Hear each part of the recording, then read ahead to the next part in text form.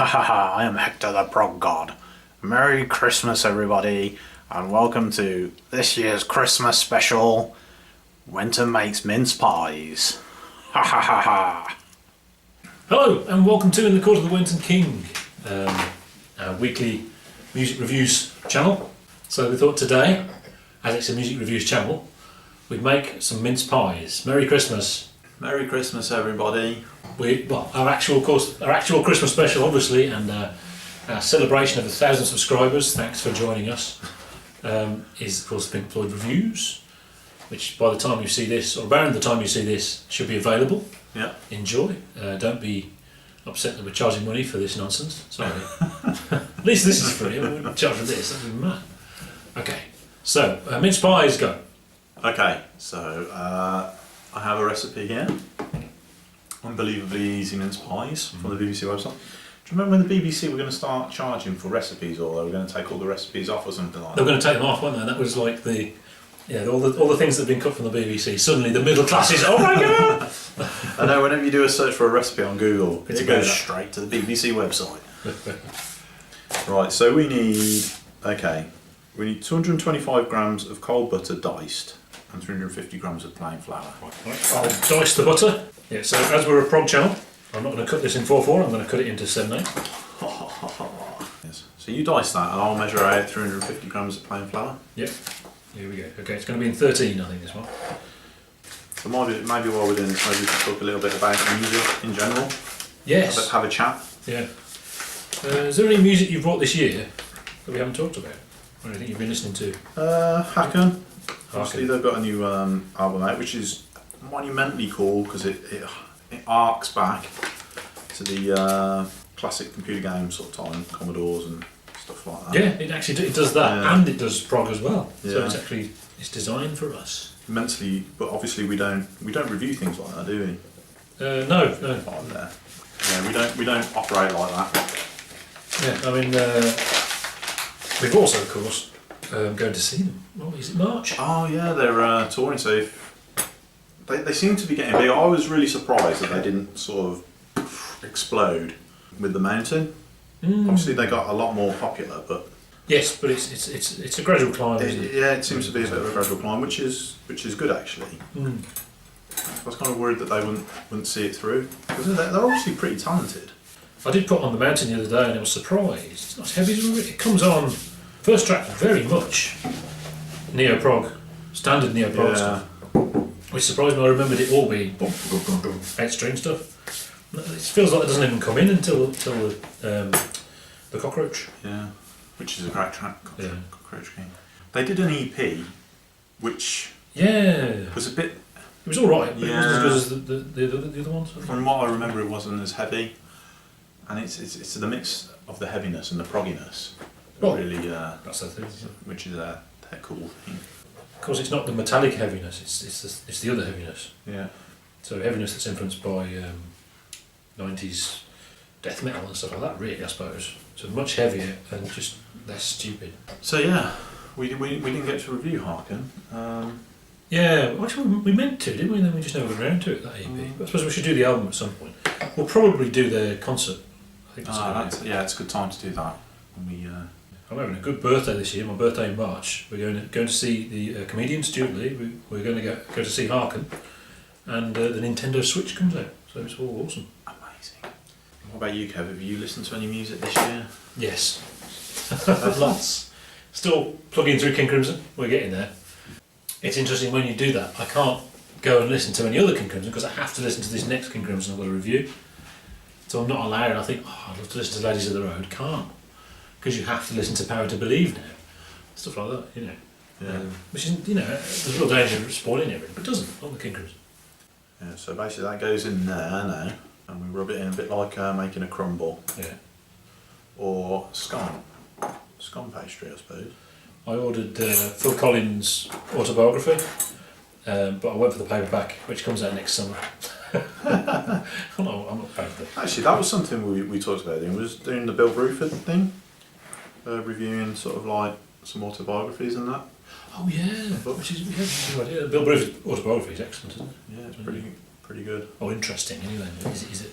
partially autobiography, partially moan about the industry kind of thing. Yeah, and his sort of take on music and jazzos and things like that. So when you're thinking about good music, Kev, what is sort of like, what defines good music to you? I suppose I think for most people there's a comfort.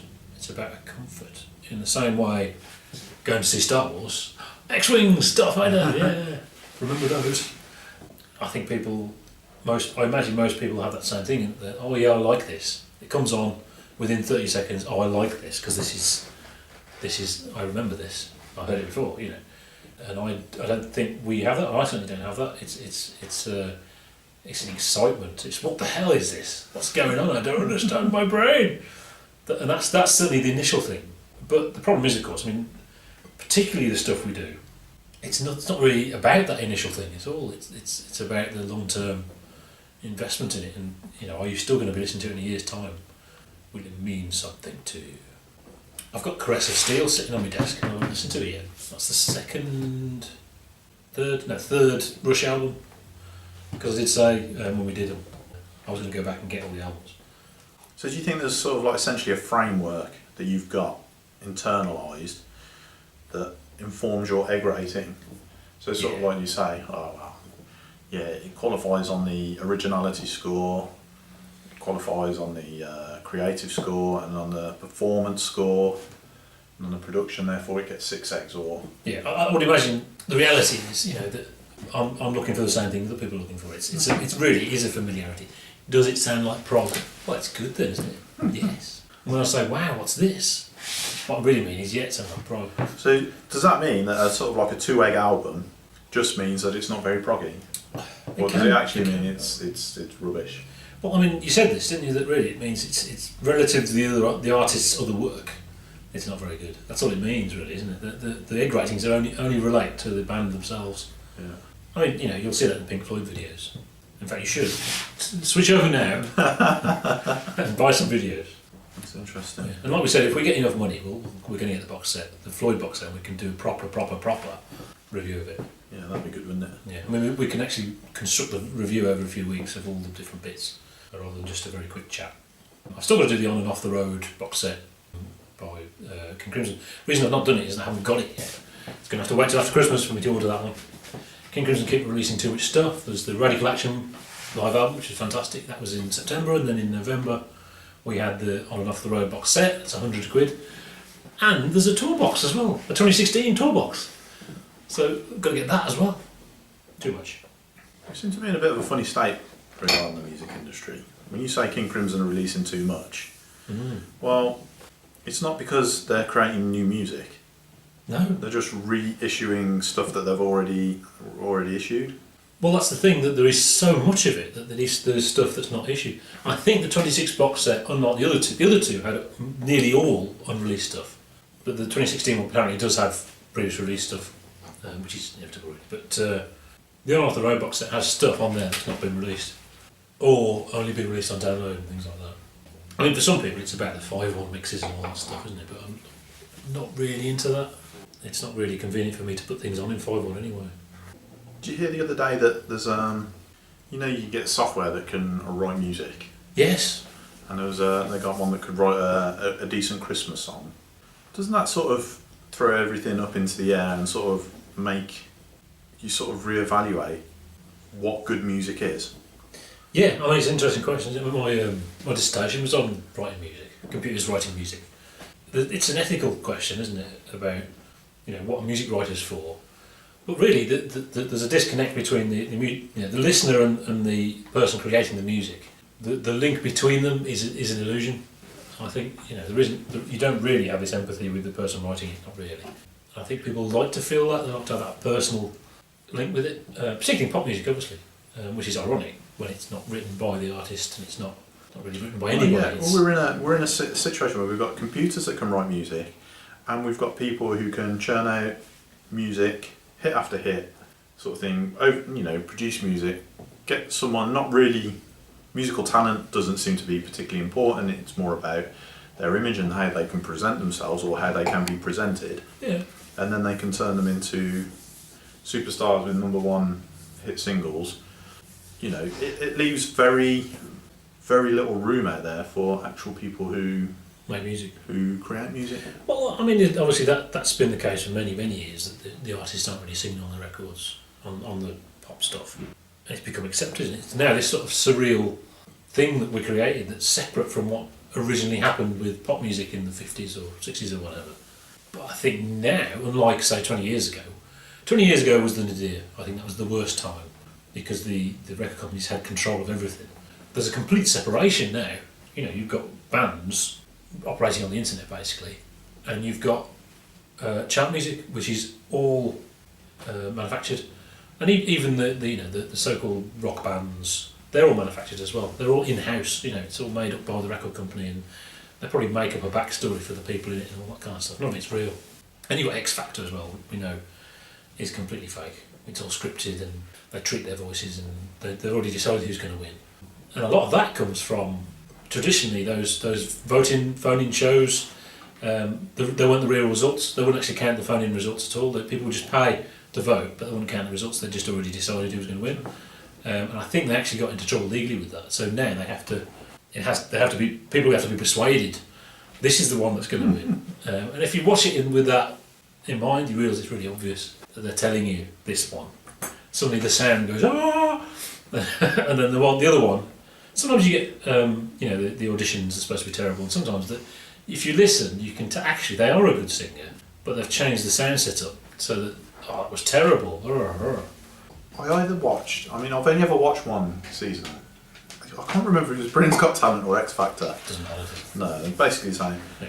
And I knew who was going to win it as soon as they come on. It was a girl. She was quite young. It's got to be bland. Yeah, she did her in her VT. She's sort of like she's a little bit of a loner.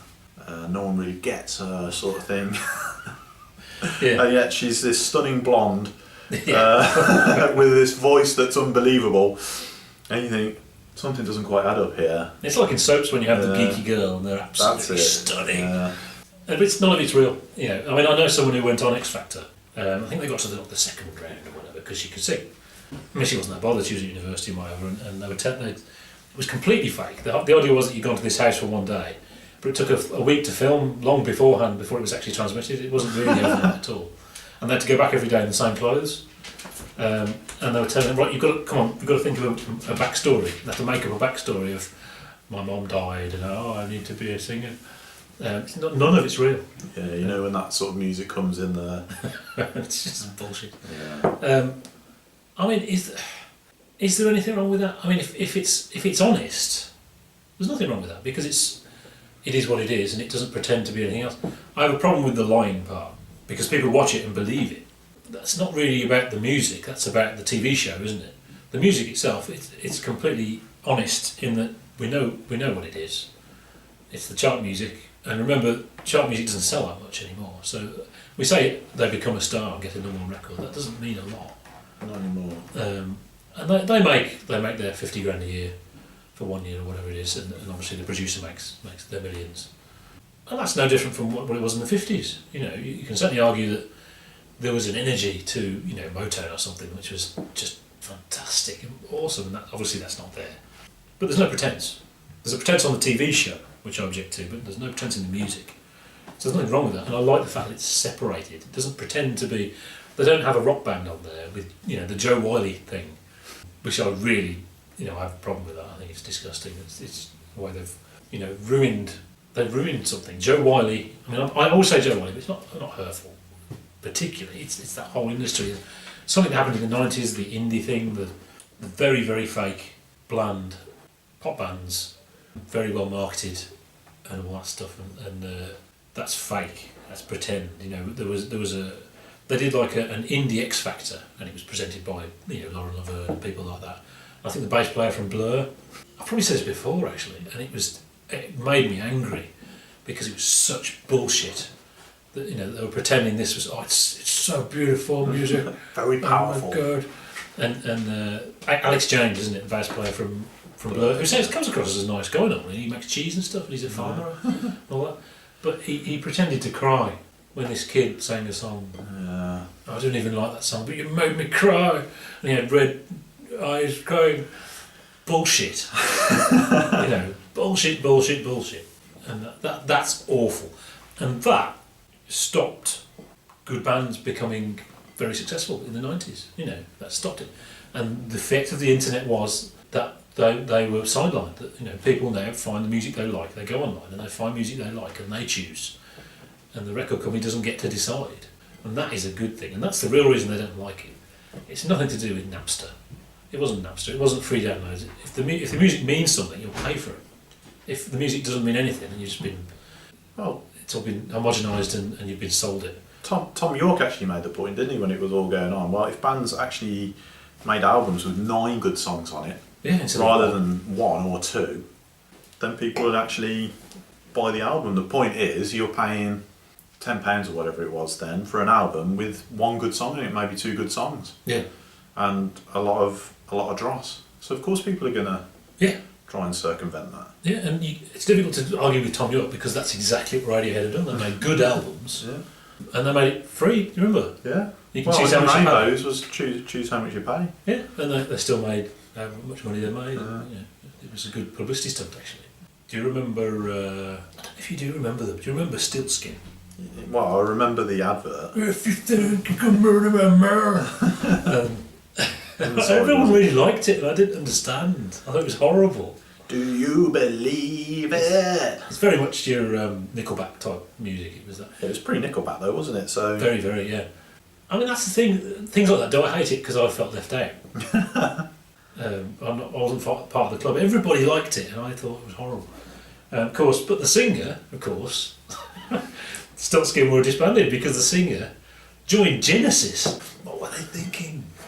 Well, it does throw up something because we reviewed Mr. Bungle quite recently, and obviously there was the Faith No More sort of link. Yeah, and it does beg the question, sort of like, hang on, well, how does this relate? You know, how can this be the same sort of person? Yeah, and you've got to question the artistry, how much artistry there is actually in music anymore, and how much of it is just pure manufacture. You know, so. You get the sense that Mr. Bungle's a lot more closer to what they really wanted to do. Exactly. Yeah. Yeah. So what was Faith No More then? Was it just a brand? It's just another band, wasn't it? I mean, well, I don't know. I mean, surely not everybody likes esoteric weird stuff. Otherwise, it wouldn't be esoteric weird stuff. We just call it good, wouldn't we? Mm-hmm. So surely, maybe they do just like that. You know, I mean, the guitarist, what's his name? Who was in Wayne's World? Not Wayne's World. It was in Bill and Ted. He's, you know, very, very old school guitar player. Really sounds like Jimmy Page at times. I mean, I don't mean like Steve Perry. I mean actually like Jimmy Page some of the time. That's what he likes, and that's cool. You know, people like blues. You know, that's that thing. And, but certainly from Mike Patman's point of view, yeah, must be. But I mean, his argument is great that, you know, you can like anything you like. You can play any type of music you like. It's up to you. Yeah. You can't say, oh, you can't do that, which was very much the response, even to Faith No More doing I'm Easy. Was like, you're a rock band. You only like that. We need 100 grams of that now. 100 grams of that. But yeah, I'm a big fan of Half in the Bag, the YouTube TV show thing. From Red Letter Media guys. I'm a big fan of them. It really occurred to me how they're just like us, but with 1,000 times the views. 1,000 times. So they've got a set and they do all these skits and everything. And if we had that many views, then we'd do all that kind of stuff. It's uncanny actually. I see a link. Maybe people don't. I think you don't talk. But they were reviewing Oz, that recent Oz movie, not the kids one, the slightly more adult one. With what's his face out of Spider-Man. Was he in Spider-Man? His best friend who turned into Hobgoblins. It was Hobgoblins. Was it? It might have been him. Basically, Mila Kunis and the woman from yeah, I'm sure. Mummy that was in it, isn't it? But directed by this guy, this director. There's the name. I don't know. Who did Evil Dead? Oh. Hang on. Yeah, because he did Spider-Man as well. Oh, really? He did the first. Hang on. 300. 100. Oh no! You're going to have to get it in there, Kev. Back in there? Yeah. You sure? Yeah. There's flour in there. Okay. Just never called. What's it called? But yeah, they were saying about how he's people saying, well, you do all these populist movies, aren't you just selling out kind of thing? And you've got people over here, your contemporaries, who are making serious films and they are artists, but you're just a sellout, aren't you? Because you're just making what you think people want to see. And he says, yeah, that's fine. That's what I do. Nothing wrong with that. And I agree, that's fine. There's nothing wrong with that. And it's good. He makes good films. I mean, Evil Dead. Come on. In terms of cult movies, it's up there, and it's ace. Well, yeah. And he made this Oz movie, a bit of eye candy for us. And the kid apparently, my kids didn't go to see it. I don't know why, but apparently the kids enjoyed it because it was a bit edgy and different from what they're used to with Oz movies. So that was cool. Then mix in 100 grams of garum cashew and a pinch of salt. Yeah, so put that in there. Yeah, but that guy that joined Genesis, Ray Wilson, I think his name is. I mean, it was an opportunity for Genesis. Okay, Phil's gone. They can blame Phil. Everyone else did. It wasn't Phil that did, but they could have blamed Phil, and they could have, there was talk of dusting down the 12 strings, I think was Mark Rutherford's expression.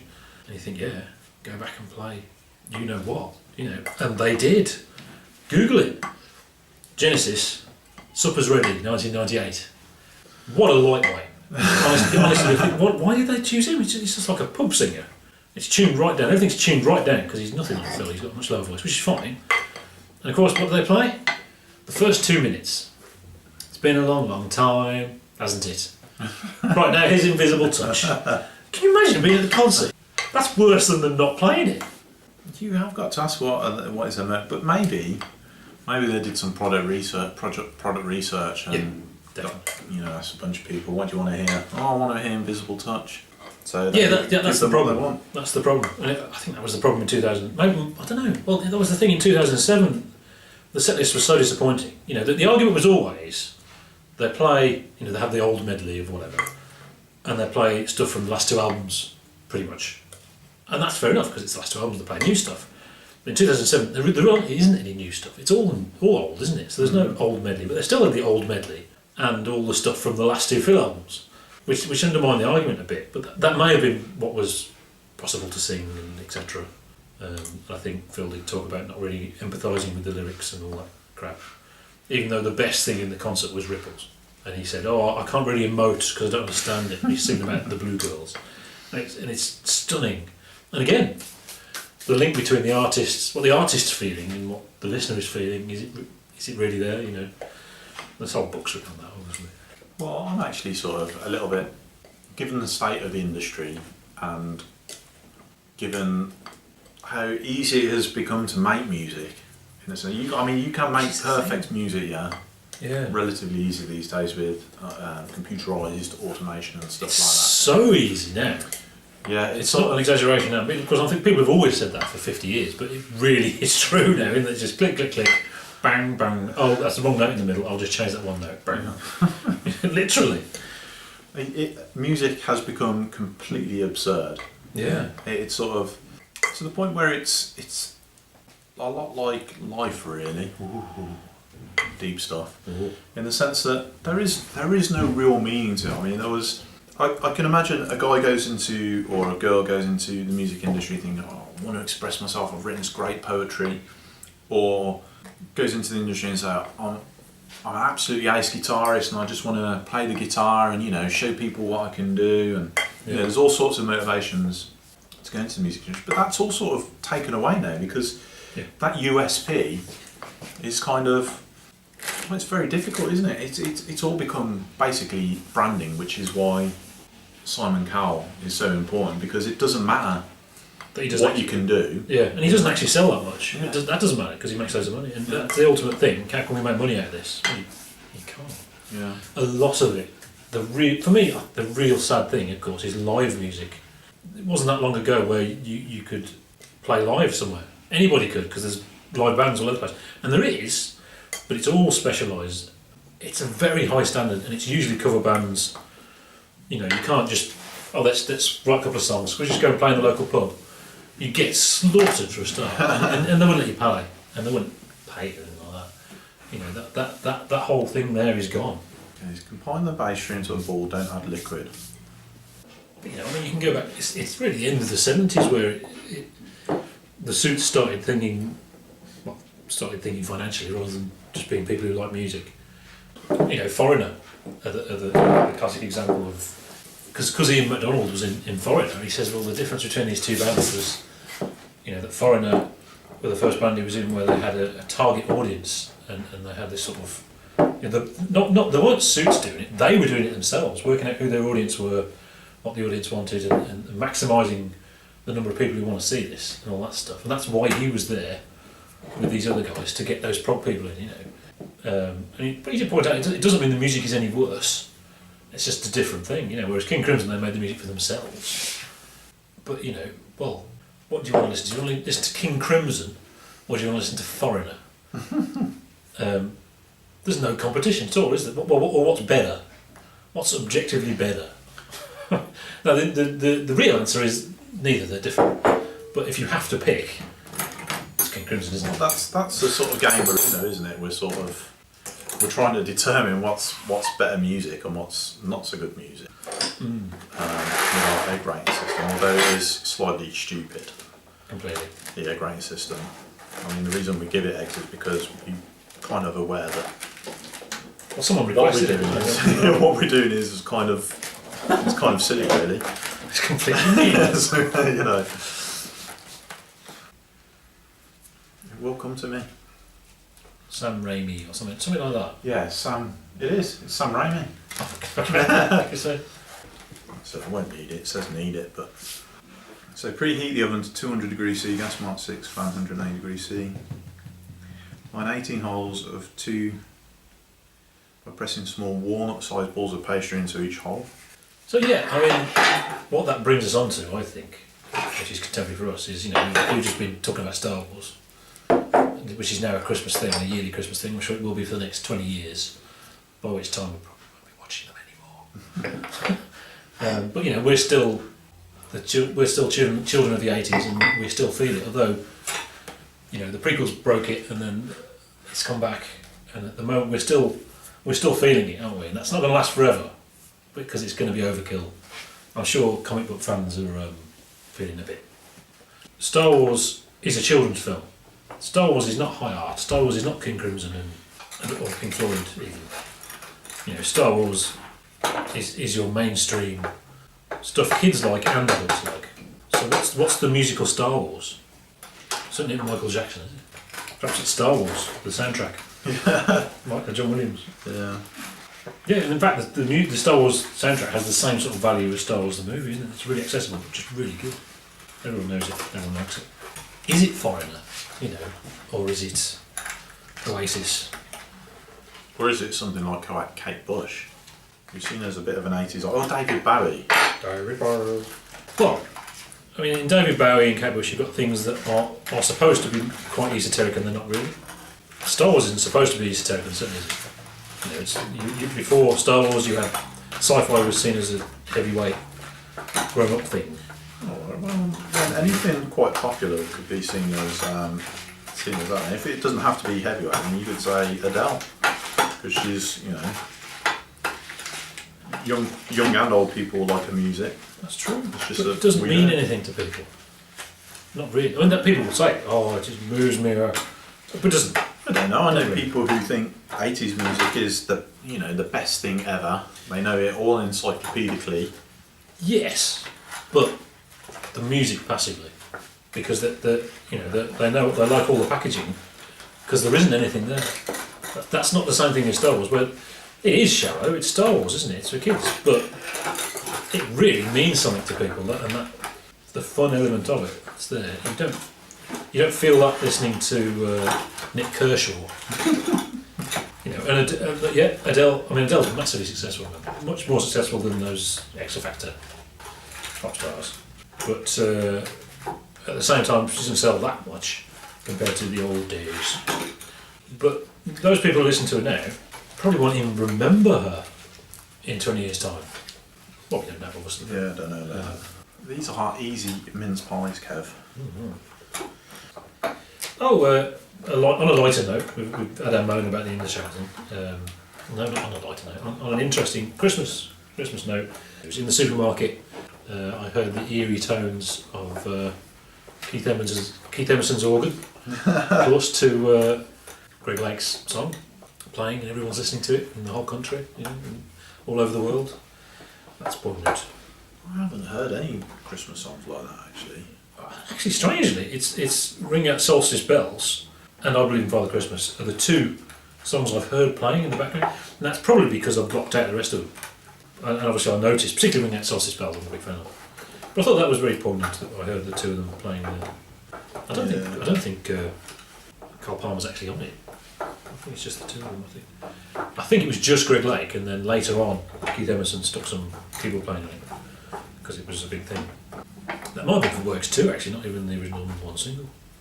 But yeah, it's all very sad. Obviously, you know, we lost Keith Emerson, and then we lost Greg Lake as well. It was a thing. There was what might have been with the LP, in that they sort of burnt themselves out in the 70s and then never couldn't get back.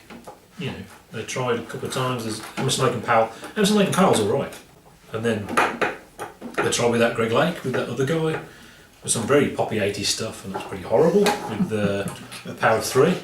And they got back together in the 90s, didn't they? And it was okay, but it wasn't Emerson, Lake and Palmer. There was a thing about scale, the scale of it, you know, the grandiosity, and the grandiosity wasn't there. And of course, Keith Emerson injured his hand, and very sad. He couldn't really play. That's why they didn't do a tour.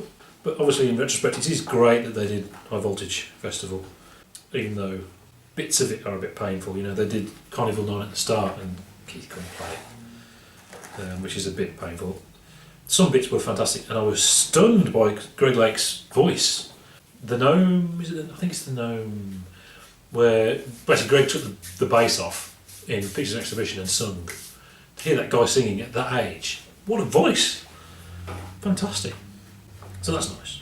You know, perhaps that's what people should be watching right now for Christmas. After our videos.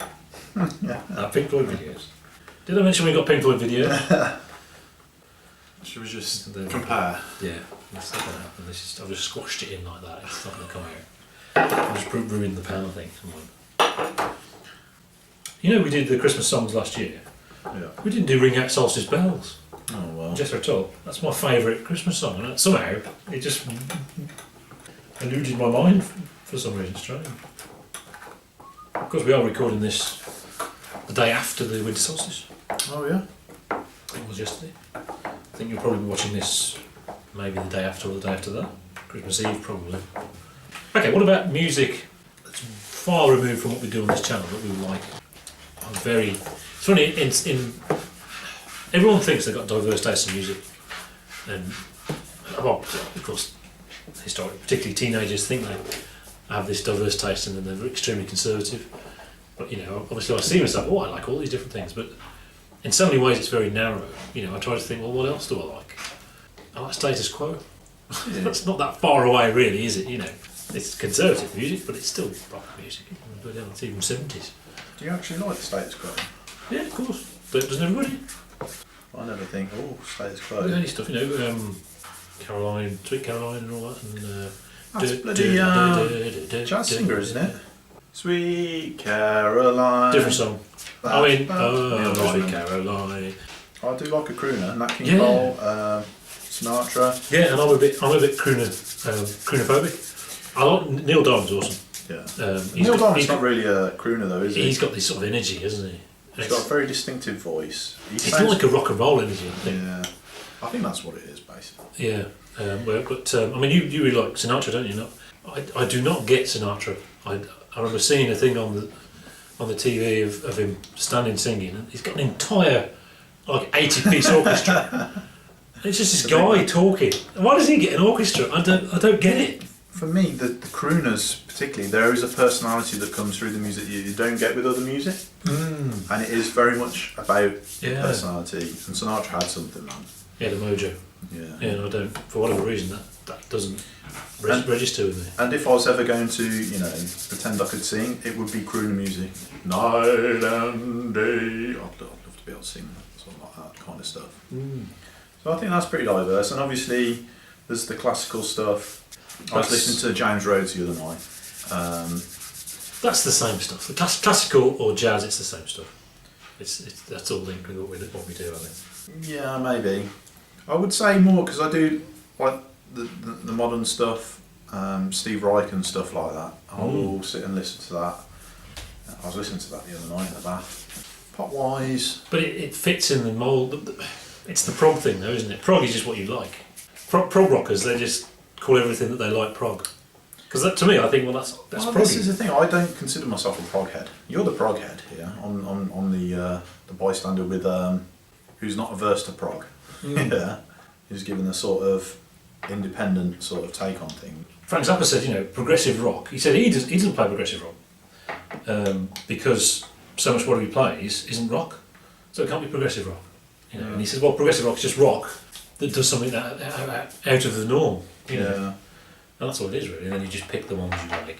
Yeah. And this sort of root of early 70s British bands who didn't listen to each other, didn't even talk to each other, sort of came to the same conclusions based on stuff that had happened, I suppose, with the Beatles and whatever. I suppose you could argue it is.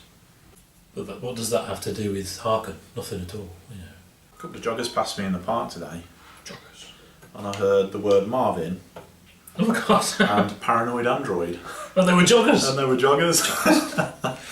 Most of the people, that's going to appeal to 2% of our audience. Screw the 98%. So what do you think? I mean, obviously, what do you think you listen to? I suppose it's really obvious, really, given our reviews, that I don't like. And why do you think I don't like it, really? That's the question of this channel, isn't it? We've still not solved it. We don't know, do we? And we can't predict it, and none of the viewers can't predict it either. It's interesting. And then they'll think, oh, Sam's going to hate this. And he really likes it. And they think, well, I probably like this. No, hates it. I think one of the things I look for is essentially, it's got to be unique. I think there's a balance going on here. There's uniqueness without being stupidly weird. So something, you can make anything sound unique. You could get a cymbal and just bash it over your head for 60 minutes. Yeah. And say that's unique. Yeah, original. Yeah, and that would obviously turn most people off. Although some people would love it and think, oh, what a statement. It's got a wonderful negative capability. And some people will get that reference. And I wonder who it is. Do you get it? No. Negative capability. It's got a wonderful negative capability. But also there's a question of integrity a little.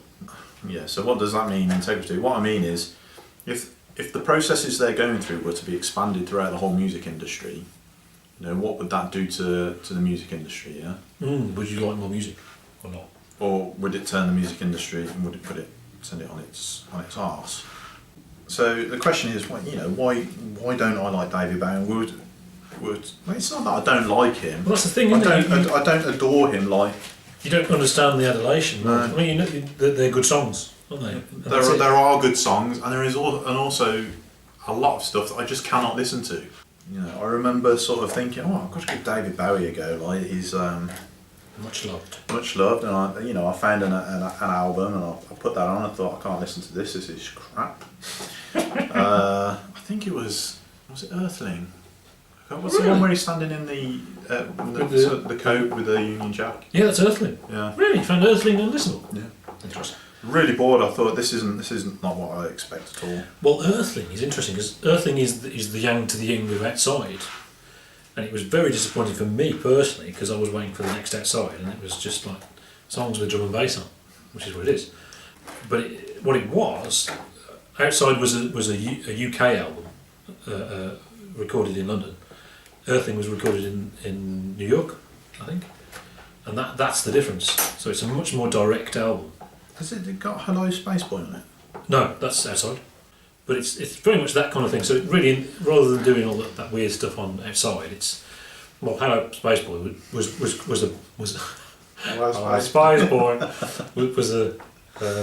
a big thing. That's weird. And obviously, you got the Pet Shop Boys to do a version of these vocals. I heard a version of Hello Space Boy yesterday on the radio or something like that, and it was crap. It was really terrible. Like, I was thinking maybe it's only the BBC version that I actually like. Well, it's probably the Pet Shop Boys version, which is Probably, which is only it's only Bowie's vocals and then a load of Pet Shop Boys synthy crap. But I do think, I mean, we say, you look at the music Bowie produced, and we say that about all artists, but I think in what I've missed about Bowie is essentially that word produced, in the sense that he's not just an artist, we're talking about a producer, yeah? Yeah, and multimedia. So a producer is sort of like the bridge between the artist and the money men, and David Bowie uniquely managed to bridge that while creating the brand around himself. But yeah, Which I actually, maybe there's a purist element where I think, well, no, this is music, we're reviewing music, this should be about the music, not about the brand. yes. Part of what he was very good at was cultivating and making it about him. Yeah. So, obviously the next album, well, it's him. It doesn't matter if Nick Ronson is doing it, Yeah. Because don't you just love David Bowie? But there is an integrity problem. If everyone did what they said and just sort of consumed an artist's work into their own brand, as Bowie did with what's his face? Eno. Yeah. Brian Eno. Where would that leave the industry? Yeah. If everyone's doing that, well, there are going to be no artists in the industry, and there's going to be nothing for people stuff like that to consume and package into their own sort of thing. So it would crumble, sort of thing. So if you replicate what a part of Bowie did, I suppose the argument would be that he was Eno really, not really Bowie, was exploring the concept of removing the self from the music, which was at the time, of course, it was all about David Bowie. So removing the self from it, what's he doing? But of course, all it did really was emphasise the fact that it's David Bowie. That was what he was really doing. Mm-hmm. And so there's that about David Bowie.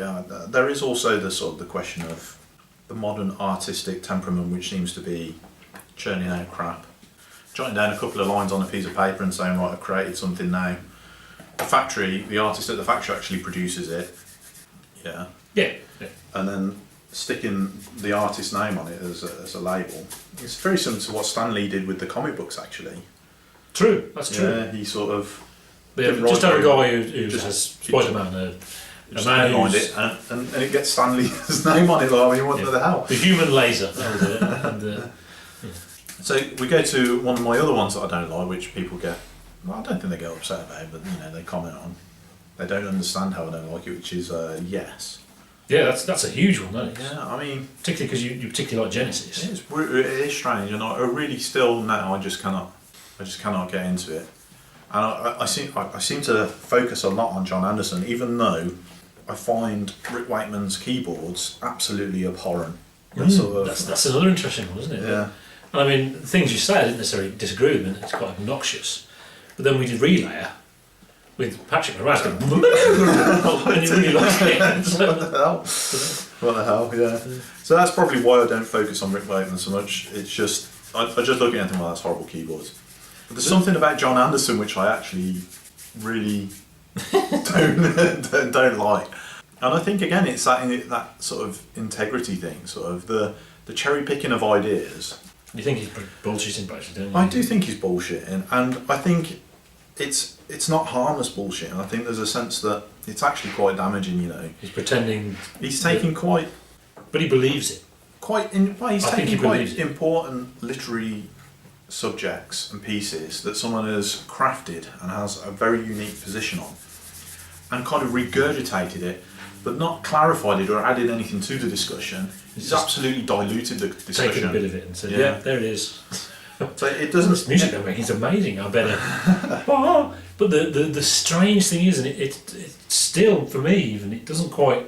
You'd think, Bill Bruford and Steve Howe and Rick Wakeman and whoever were writing the music. And then John Anderson, who actually has no music training, would come in and sing bollocks at the top. But John Anderson was the main writer. Rick Wakeman is not in Yes as a writer. He wrote very little. He's there as a hired gun to get, and that's just so. There's a real cognitive dissonance where Gates of Delirium is credited to John Anderson alone. He came in with the whole piece and played it to them on the piano.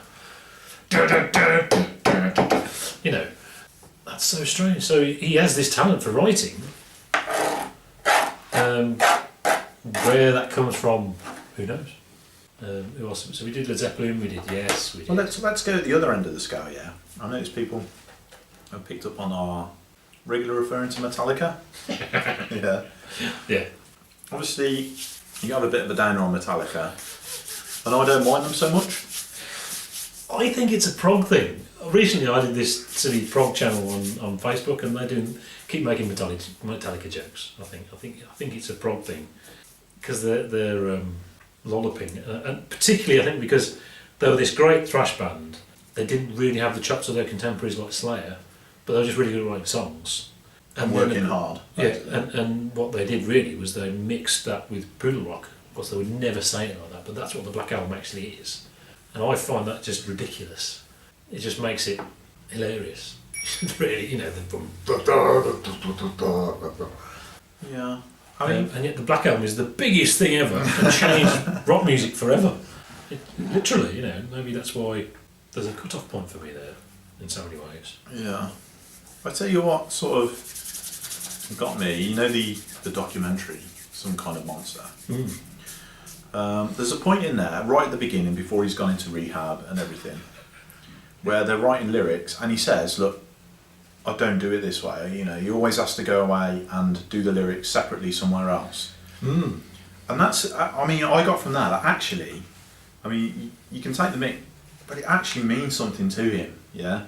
He's actually doing something where he's introspecting and he's producing something that actually means something to him, and what he's scared of is sort of exposing himself in that process to his band members, sort of thing. Yeah. And at that point, you know, I have quite a bit of respect for someone who does that, because that is quite an artistic temperament. Yes, it reveals that it's not easy in Metallica, and that they're not easy with each other.